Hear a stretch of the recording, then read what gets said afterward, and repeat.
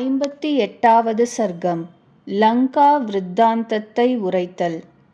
ஹனுமாரை தலைவராய் வகித்த மகா பலிஷ்டர்களாகிய வானரர்கள் அந்த மகேந்திரமலையின் சிகரத்தில் ஒப்புயர்வில்லாத மகா சந்துஷ்டியை அப்பொழுது அடைந்தார்கள். ஜாம்பவான் ஆனந்தத்தால் மயிர்குச்செறிந்தவனாய் அன்புள்ளவர்களும் மகாத்மாக்களுமான வானரர்கள் உட்கார்ந்ததும் அத்தருணத்தில் வானர சிரேஷ்டரும் வாயு குமாரரும் மன சந்துஷ்டி கொண்டிருந்தவருமான அவரை பார்த்து நடந்த காரியத்தின் விவரத்தை பற்றி வினவினார். தேவியார் உம்மால் எவ்வாறு காணப்பட்டாள்? அங்கு எந்த நிலையில்தான் இருக்கின்றாள்? கொடுந்தொழிலனான அந்த தசமுகன் அவள் விஷயத்தில் எம்மாதிரி நடந்து கொள்கிறான்? அறிய விரும்புகிறோம். ஹே வானரோத்தமா, நீர் எங்களுக்கு இதையெல்லாம் நடந்தபடி விஸ்தாரமாகச் சொல்லும். செய்திகளின் வயனங்களை தெரிந்தவர்களாய் மேலே நடக்க வேண்டிய காரியம் இன்னதென்பதை நிச்சயிப்போம். அங்கு வந்து சேர்ந்த நம்மால் எந்த விஷயம் சொல்ல வேண்டியது? அங்கு எது தெரிவிக்காமல் மறைத்து வைக்க வேண்டியது? புத்திமானான நீர்தான் அதையெல்லாம் எங்களுக்கு விவரமாய்ச் சொல்ல வேண்டும். அவரால் ஏவப்பட்ட அவர் அப்பொழுது அத்யானந்தத்தால் தேகமெங்கும் மயிர் சிலித்தவராய் சீதா தேவியாருக்கு முடிவணங்கி நமஸ்கரித்து மறுமொழி சொன்னார். சமுத்திரத்தின் தென்கரையை பார்க்க விரும்பியவனாய் மனம் ஒருபட்டு உங்களுடைய கண்ணெதிரிலேயே மகேந்திர சிகரத்திலிருந்து ஆகாயத்தில் கிளம்பினேன்.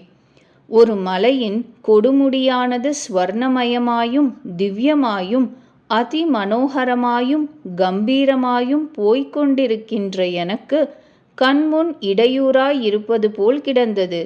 மனதில் ஆராய்ச்சி செய்யலானேன். வழியை மறைத்து கொண்டு கிடந்தபடியால் அந்த மலையை விக்னம் செய்ய வந்த மலையாய் எண்ணிவிட்டேன். அந்த திவ்யமானதும் ஸ்வர்ணமயமானதுமான சிறந்த மலைக்கு அருகிற் என் மனதினால் இது என்னால் பிளக்கப்பட வேண்டியது என்று நிச்சயம் செய்யப்பட்டது. அந்த மகாகிரியின் சூரியனைப் போல் ஒளி வீசுகிற முடியும் என்னால் வாளினால் ஓங்கி அடிக்கப்பட்டதாய் 1000 சுக்களாக பிளவுபட்டது. ஹா, என்ன ஆச்சரியம்! அந்த மகாகிரியும் அந்த காரியத்தின் பெருமையை உணர்ந்து பிள்ளாய் என்றழைத்து இனிதாய் ஒரு மொழியை மனம் உருகும் வண்ணமாயே உரைத்தது. என்னை மைனாக்கம் என பெயர் பெற்று மகோததியில் வசித்து கொண்டிருப்பவனாகவும் வாயுதேவருக்கு நண்பனாகவும் பிதாவழி ஆப்த பந்துவாகவும் அறிந்து கொள்வாய். பிள்ளாய், முன்னாளில் மாமலைகள் சிறகுள்ளனவாய் இருந்தன. பூமியில் எங்கும் நினைத்தபடி துன்புறுத்தி கொண்டு சஞ்சரித்தன. பாகன் என்ற அசுரனை வதைத்த மகேந்திர பகவான் மலைகளின் நடவடிக்கையைக் கண்டு இவைகளின் சிறகுகளை வஜ்ராயுதத்தால் துணுக்கு துணுக்காய் வெட்டி எறிந்தார். குழந்தாய், நான் மாத்திரம் உனது தந்தை மகாத்மாவான வாயு பகவானால் அப்பொழுது அவனிடத்தினின்றும் தப்புவித்து இழுத்து வரப்பட்டவனாய் பெருங்கடலில் வீழ்த்தப்பட்டவன் ஆயினேன்.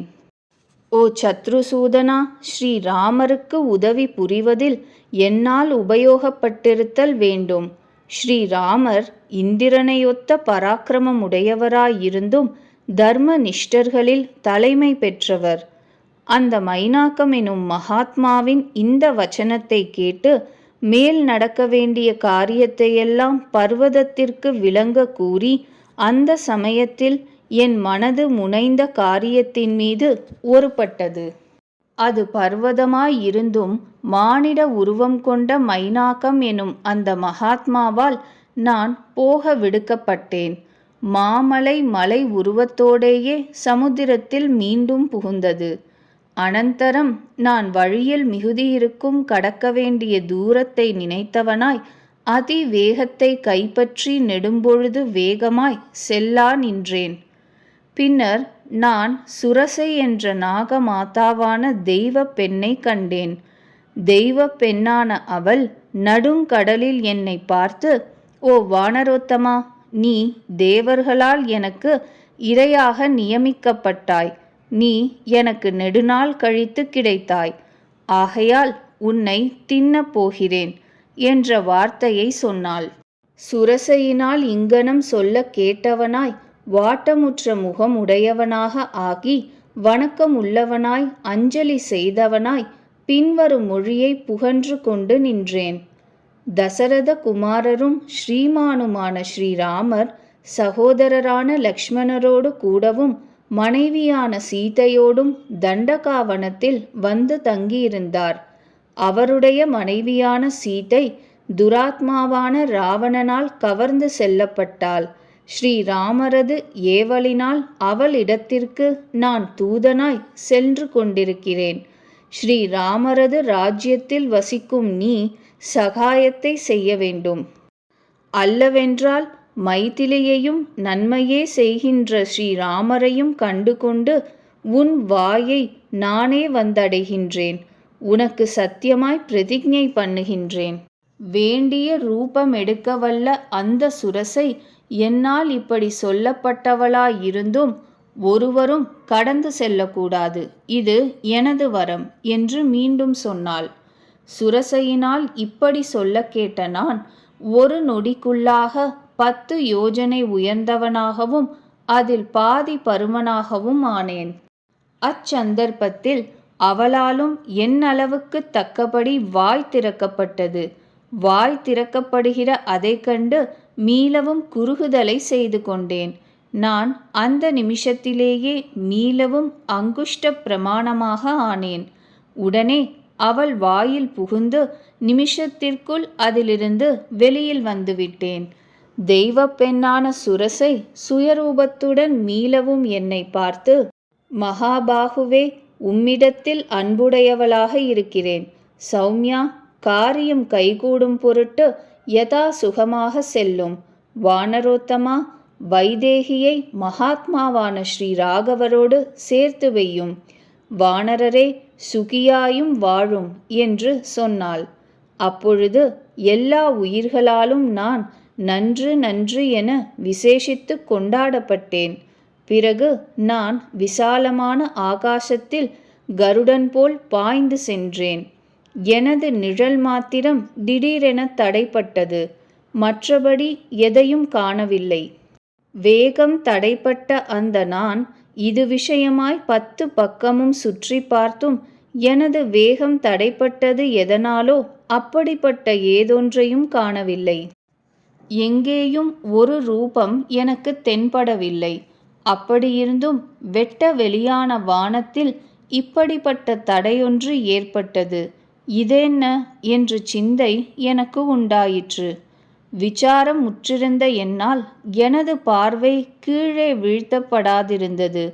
பின்னர் ஜலத்தில் படுத்து கிடக்கும் பயங்கரையான ஒரு ராட்சசியை நான் பார்த்தேன். அச்சமுண்டாக்கும் உருவம் படைத்த அவளால் உற்சாகம் கொண்டு மனோபாவத்தை நன்கு விளக்குகிறதும் சந்தேகத்திற்கிடமில்லாததும் தர்ம விரோதமானதும் பேரிரைச்சலோடு கூடியதுமான பின்வரும் மொழியை நான் சொல்ல கேட்டேன். பேருடலம் படைத்தோய், எங்கே போகின்றாய்? பசியுடன் இருக்கிற எனக்கு இஷ்டமான ஆகாரம், எனது வெகுநாளாக ஆகாரமில்லாது படும் அங்கத்தை திருப்தி செய்வாய். அந்த சொல்லை அப்படியே ஆகட்டும் என்று ஒப்புக்கொண்டேன். அப்பொழுது நான் அவளது வாயின் அளவிற்கு அதிகமாக சரீரத்தை பெரிதாக்கினேன். அவளும் வாயும் என்னை புஜிப்பதில் பெரியதாகவும் பயங்கரமாகவும் எனக்காகவும் வளர்ந்தது. எனது அழிவையாவது உத்தேசத்தையாவது நிறுத்திவிட நன்றாய் கருதவில்லை. அதனால் நான் பெரிய வடிவத்தை நொடிக்குள்ளாக சுருக்கி கொண்டு அவளுடைய ஹிருதயத்தை பிளந்து பறித்து ஆகாய பிரதேசத்தில் மீண்டும் பறந்தோடினேன். உவர்கடலில் வசித்து கொண்டிருந்தவளும் மலை போல் பருத்தவளுமான அவள் என்னால் ஹிருதயம் பிளக்கப்பட்டவளாய் கைகளை பரப்பிக்கொண்டு மூழ்கி போனாள். சாரணர்களோடு கூட ஆகாயத்தில் சஞ்சரிக்கின்ற சித்தர்களுடைய சிம்ஹிகை என்னும் பொல்லாத அரக்கி ஹனுமாரால் நொடியில் கொல்லப்பட்டாள் என்கின்ற சொல்லையும் அப்பொழுது கேட்டேன். அவளை கொன்று நான் பிராணாந்தகரமான செயலை மீளவும் சிந்தித்த வண்ணமே நெடுந்தூரமான வழியை கடந்து சென்று அந்த லங்கா பட்டணம் எவ்விடத்திலுள்ளதோ அந்த மலைகளால் அழகாயிருக்கும் கடலின் தென்கரையை நான் கண்டேன்.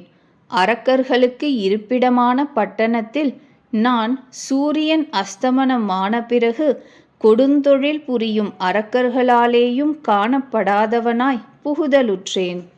அப்பொழுது புகுந்ததுமே யாரோ ஒரு பெண் பிள்ளை அட்டகாசத்தை கல்பாந்த மேகம் போல் செய்து கொண்டு எதிரில் கிளம்பி வந்தாள்.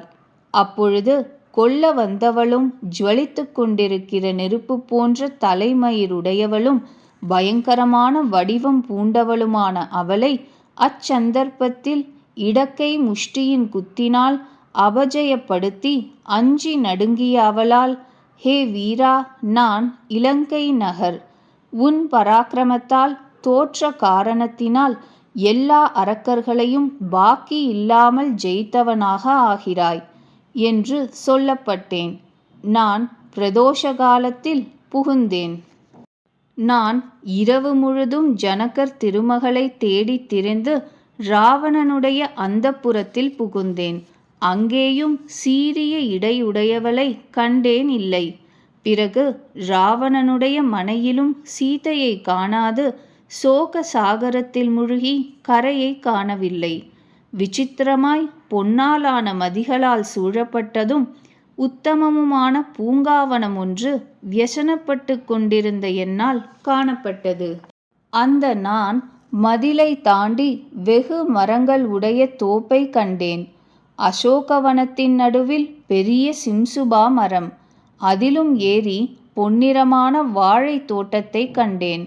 சிம்சுபா மரத்திலிருந்து கொஞ்ச தூரத்தில் ஒரு மான் பேடை பெண் புலிகளால் எப்படியோ அப்படி அழகிய நிறம் படைத்தவளும் தாமரை தலம் போன்ற கண்களை உடையவளுமான சீதையை கோர ரூபம் கொண்டவர்களும் ஊனையும் உதிரத்தையும் தின்கின்றவர்களுமான கொடிய அரக்கிகளால் சூழப்பட்டிருப்பவளாயும் நீர்க்காவி நிறமடைந்திருப்பவளாயும் உபவாசத்தால் உலர்ந்த முகமுடையவளாயும் புழுதி படிந்த குழலுடையவளாயும் சோகத்தினால் வாடி இளைத்த சரீரமுடையவளாயும் அப்பொழுது உடுத்த ஆடையையே அணிந்திருப்பவளாயும் நாதரது நன்மையில் செலுத்திய மனத்தினளாயும் கண்டேன்.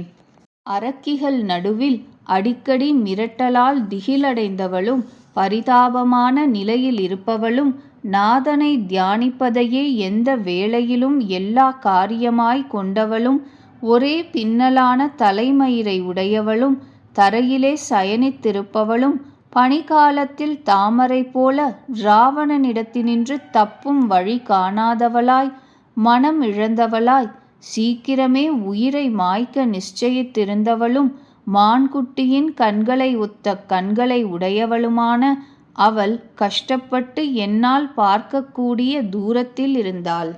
நான் ஸ்ரீராம பத்தினியாகும் அந்த பெண்மணியை அப்பொழுது அந்நிலையில் இருப்பவளாயும் அபகீர்த்திக்கு இடம் ஆகாது இருப்பவளாகவும் கண்டு கவனித்து கொண்டு சிம்சுபா மரத்தில் நின்றுவிட்டேன்.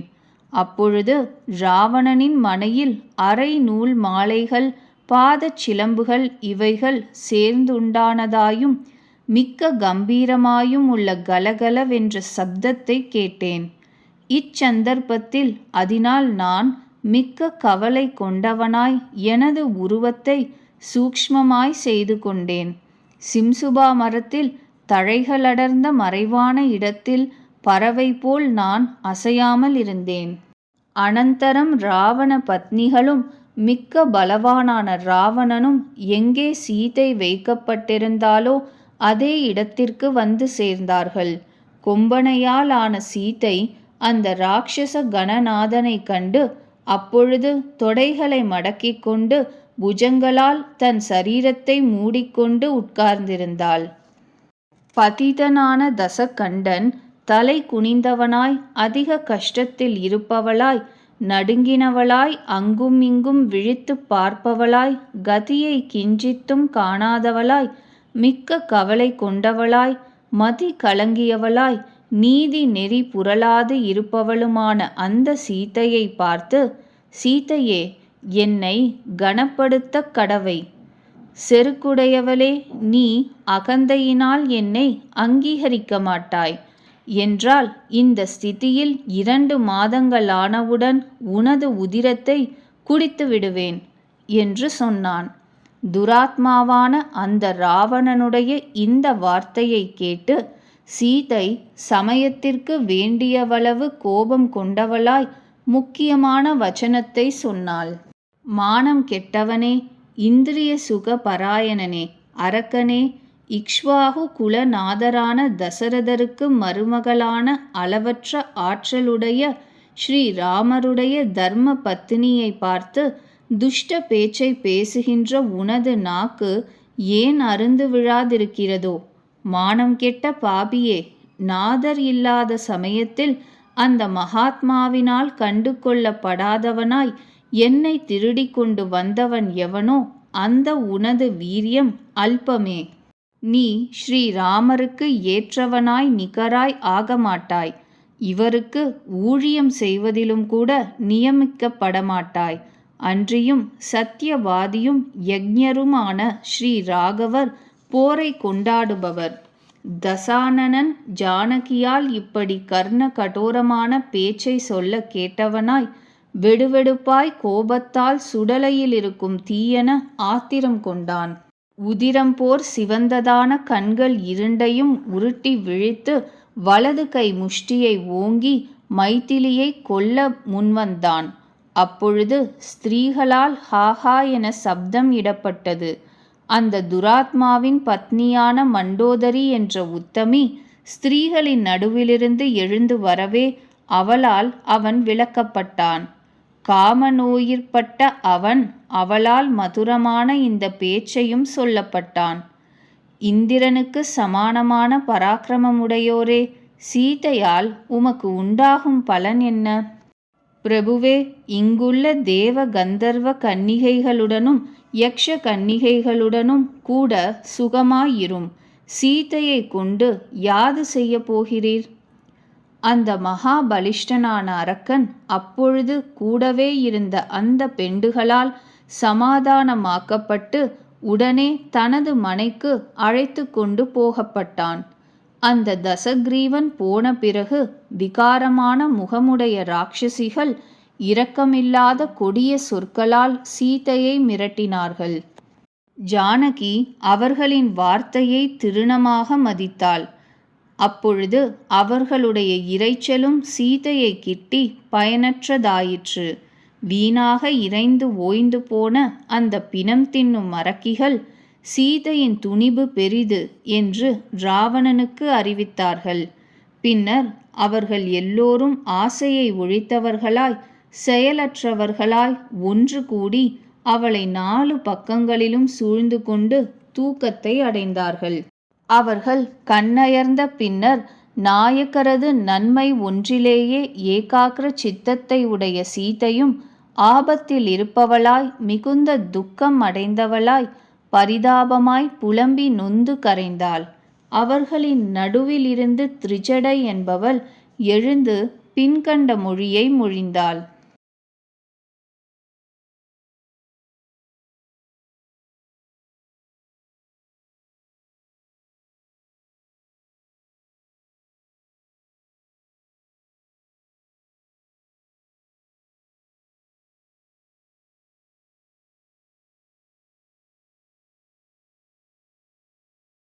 என்னை இப்பொழுதே புஜியுங்கள். தசரதருக்கு மருமகளும் ஜனகருக்கு திருமகளும் கற்புடையாளும் ஆகிய சீதை நாசமடைய போகிறது இல்லை. இப்பொழுது என்னால் ஒரு சொப்பனம் உண்மையாய் காணப்பட்டது. நினைத்தால் பயங்கரமாய் இருக்கிறது. தேகத்தில் மயிர் சிலிர்த்துகிறது. அரக்கர்களின் அழிவை பற்றியதும் இவளது பர்த்தாவின் ஜெயத்தை பற்றியதும். இந்த ஸ்ரீ ராகவரிடத்தினின்று ராட்சசிகள் கூட்டத்தை குறையின்றி காப்பாற்றுவதற்கு வைதேகியை வேண்டிக் கொள்வோம். இதுவேதான் எனக்கு நன்றென்று தோன்றுகிறது. மிகுந்த துயரத்துடன் இருக்கின்ற எவள் விஷயத்தில் இவ்விதமான கனவு காணப்படுகிறதோ அவள் துக்கங்களால் விடப்பட்டவளாய் மேலான சுகத்தை பற்பல விதமாய் அடையப் போகின்றாள். ஜனகர் திருமகளான மைதிலி பணிந்த மாத்திரத்தில் பிரசன்னையாவாள், சந்தேகமில்லை. அப்பொழுது நாணமுடைய அந்த நங்கை நாயக்கரின் ஜெயத்தை பற்றி ஆனந்தமடைந்தவளாய், அது உண்மையானால் உங்களுக்கும் அடைக்கலமாய் ஆகக்கடவேன் என்று சொன்னாள். சீதையினுடைய அப்படிப்பட்ட கொடிய நிலையையும் கண்டு நான் பொறுத்து பார்த்தவனாய் அவளை பற்றி மனதிற்குள்ளேயே யோசிக்கலானேன். அப்படி இருந்தும் என் மனம் தரிக்கவில்லை. ஜானகிக்கும் எனக்கும் சம்பாஷணை உண்டாவதற்கு ஒரு உபாயம் தோன்றிற்று. அதனால் இது விஷயத்தில் இக்ஷ்வாகுக்களின் வம்ச பரம்பரையே என்னால் வெளியிட்டு புகழ்ந்துரைக்கப்பட்டது.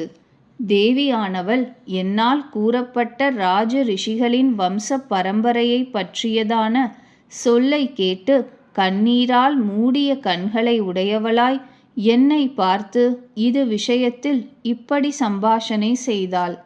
வானரோத்தமா, நீர் யார்? எக்காரணத்தினால் எப்படித்தான் இங்கு வந்தீர்? ஸ்ரீராமருடன் தமக்கும் சிநேகம் உண்டென்பதுதான் எப்படி?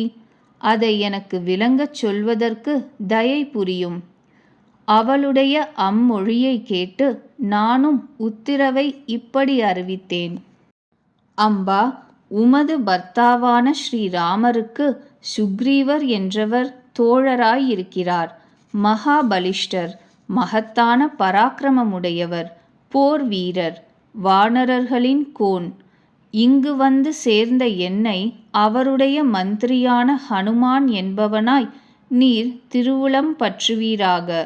காரியங்களை குறையின்றி முடிக்கவல்ல பர்த்தாவான ஸ்ரீராமரால் நான் உமக்காக தூதாய்ச் செல்ல விடுவிக்கப்பட்டேன்.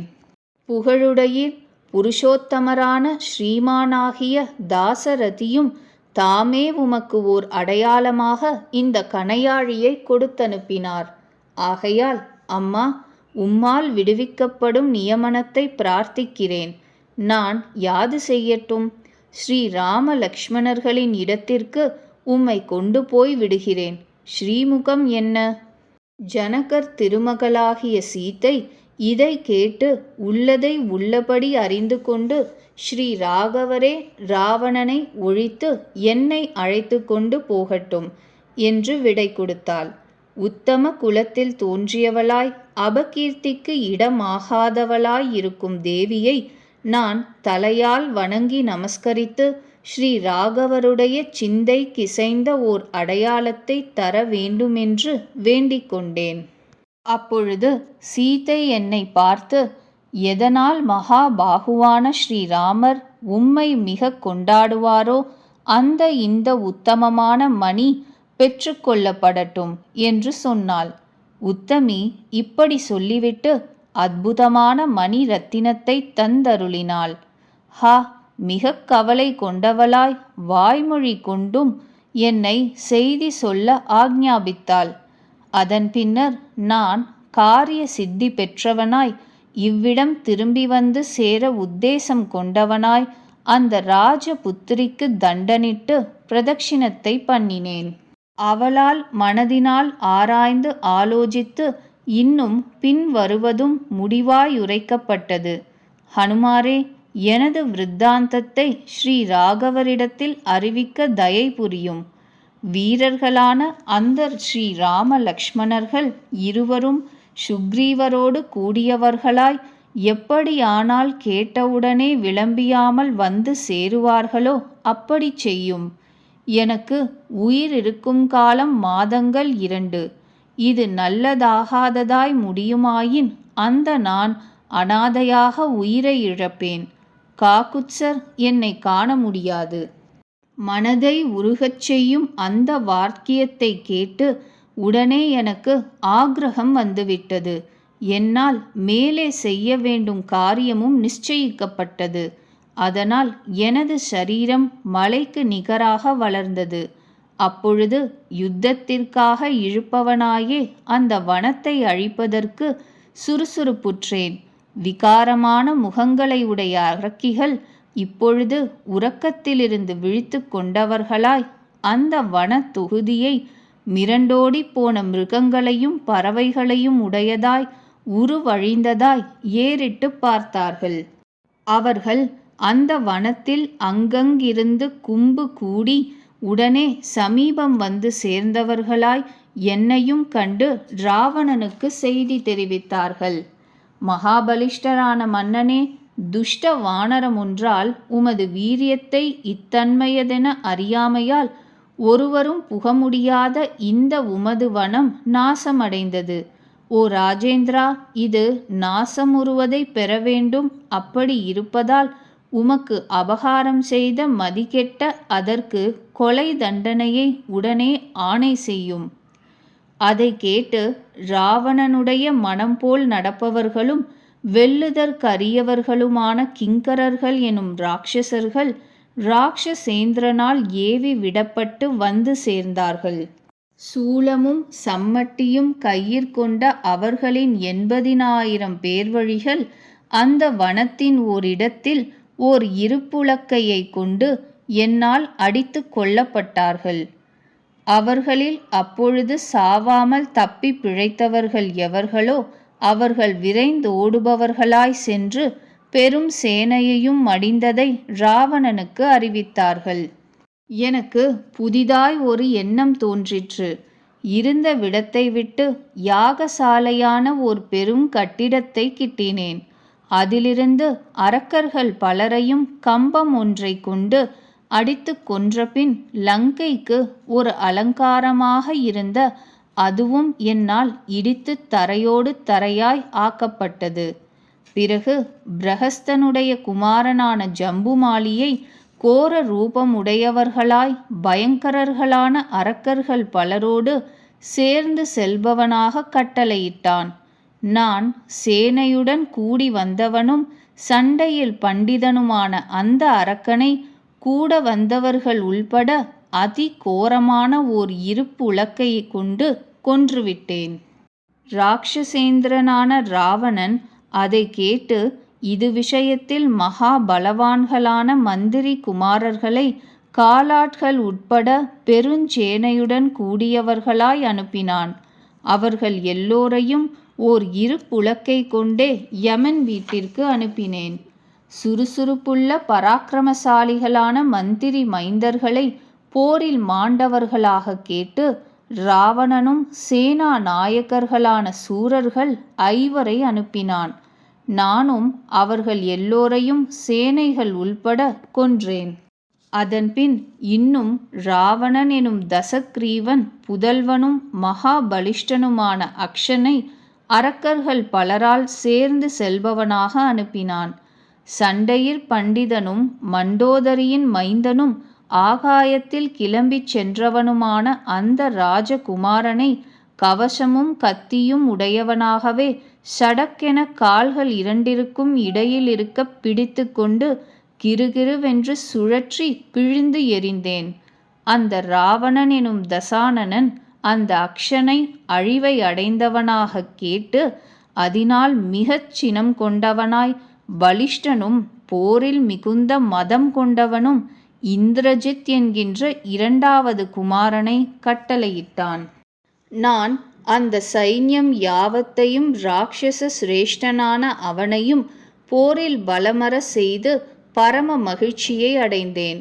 ராவணனால் விசேஷ நம்பிக்கை கொண்டே மதம் மிகுந்த வீரர்களுடனே அனுப்பப்பட்ட அந்த மகாபலிஷ்டன் போரில் சாமர்த்தியசாலி என்றாலும் தன் சைன்யத்தை அழிந்து போனதாயும் என்னை இத்தன்மையான் என நிர்ணயிக்க முடியாதிருப்பவனாயும் உணர்ந்து அவன் அத்தருணத்தில் மிக்க பரபரப்பு உடையவனாய் பிரம்மாஸ்திரத்தாலேயே என்னை பிணித்துவிட்டான்.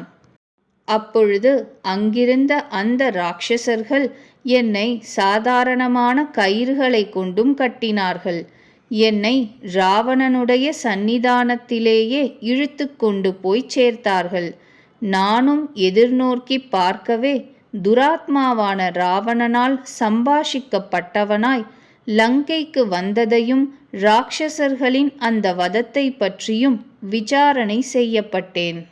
அதற்கு அவை யாவும் சீதைக்காக என்று கீழே சொல்லிய விதமாய் என்னால் சொல்லப்பட்டது. விபுவே, வாயுவின் ஔரச புத்திரனான நான் ஹனுமான் என்ற வானரன்.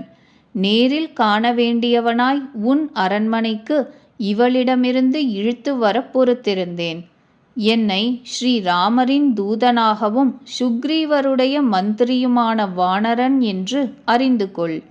அந்த நான் இப்பொழுது ஸ்ரீராமருடைய தூது கொண்டு உன்னிடம் வந்து சேர்ந்தேன். பெருந்தேசுடைய அந்த சுக்ரீவர் உமக்கு க்ஷேமம் சொன்னார். தர்மம், அர்த்தம், காமம் இவை மூன்றுக்கும் மொத்தத்தையும் யுக்தமானதையும் க்ஷேமகரமானதையும் அறிய பின்வருமாறு சொல்லி அனுப்பினார். போரில் வெல்ல ஸ்ரீ ராகவர் மரங்கள் செறிந்த ரிஷ்யமூக மலையில் வசித்து கொண்டிருந்த எனக்கு மித்திரனாய் இருத்தலை வாக்கு தத்தம் செய்தார்.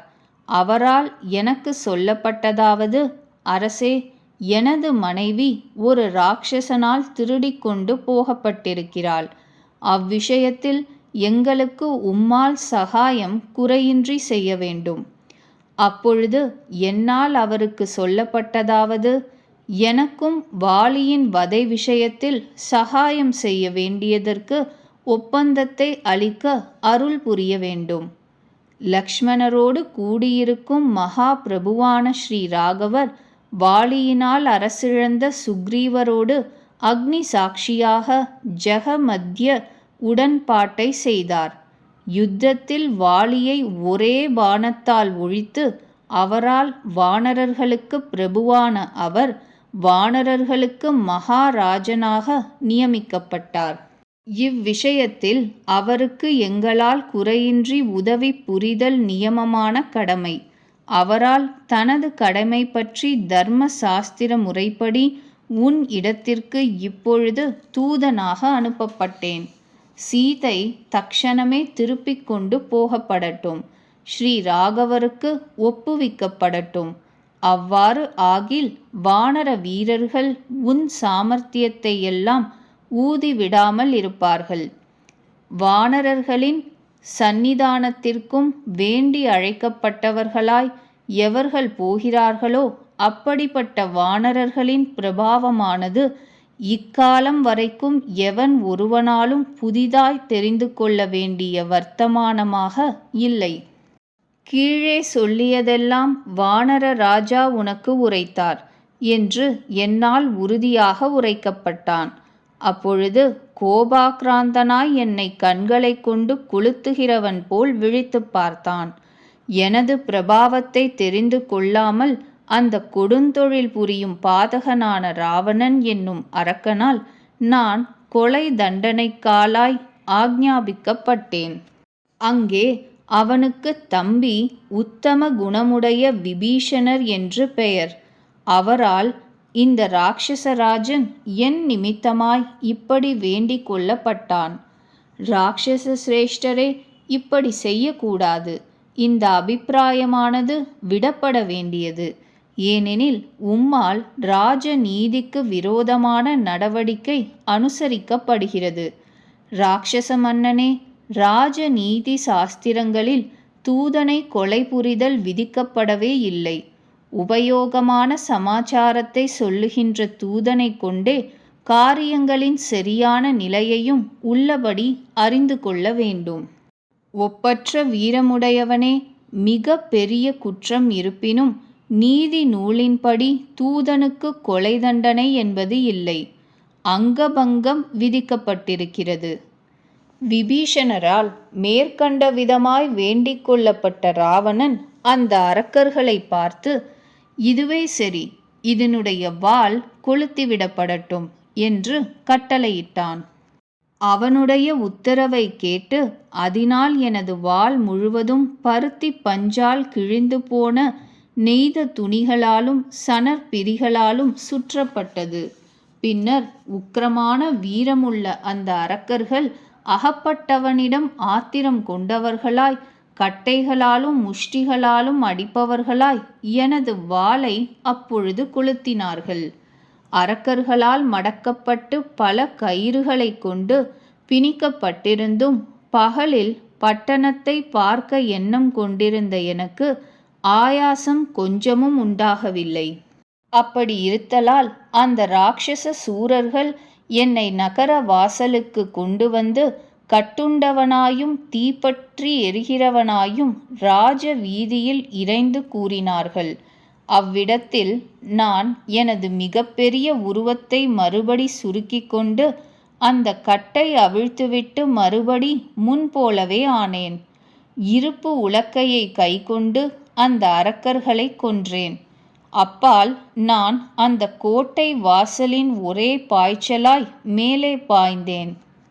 பிரளய காலத்து பெரும் தீ பிரஜைகளை எப்படியோ அப்படியே நான் பரபரப்பில்லாதவனாய் அந்த பட்டணத்தையெல்லாம் ராஜ மாளிகைகள் கோபுரங்கள் உள்பட எரிகிற வாளினால் எரித்து ஒழித்தேன்.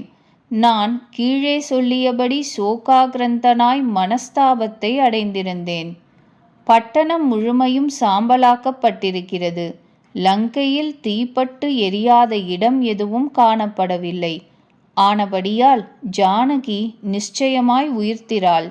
லங்கையை கொளுத்தின என்னால் சீதையும் கொளுத்தப்பட்டாள், சந்தேகம் இல்லை. ஸ்ரீராமருடைய இந்த பெரும் காரியம் என்னாலேயே வியர்த்தமாகச் செய்யப்பட்டது. அப்பொழுது ஆச்சரிய விருத்தாந்தத்தை பேசிக்கொண்டிருந்த ஸ்வர்க்கத்தில் பாடுவோர்களான சாரணன் என்பவர்களுடைய சீதை மாத்திரம் வருத்தமடையாது இருந்தாள் என்ற அழகான தொனியுடன் சேர்ந்த பேச்சை நான் ஆகாயத்திலிருந்து கேட்டேன். எனக்கு ஆகாசவாணியான ஜானகி வருத்தமடையாது இருந்தாள் என்கின்ற அந்த புகழை கேட்டு அதனாலும் கீழே சொல்லப்பட்ட காரணங்களைக் கொண்டும் தோன்றிய மனக்கவலையின்மை உண்டாயிற்று. வாள் தீப்பற்றி எரிகையிலும் எனக்கு அக்னி துன்பம் உறுத்தவில்லை. காற்றெல்லாம் குளிர்ந்த மனத்துடன் வீசிற்று. எனது நெஞ்சம் தெளிந்திருந்தது.